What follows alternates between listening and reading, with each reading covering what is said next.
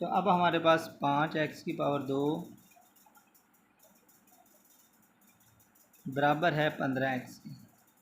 इसके जी 15x।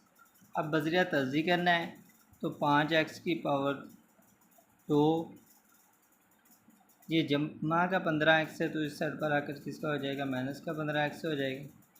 और अब बराबर है 0 के। तो देखिए 5x इसमें से कॉमन आ रहा है तो कॉमन ले लें, तो यहाँ क्या बच जाएगा बाकी x, क्योंकि 5x कॉमन है। आगे 5 3 15 और x कॉमन है तो इसलिए 0।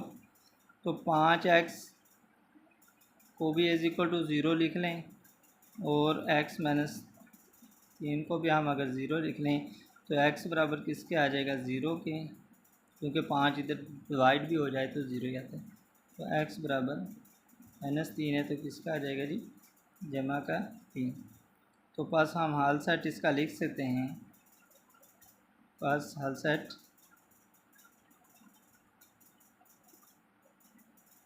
क्या आ रहा है जी, 0 ×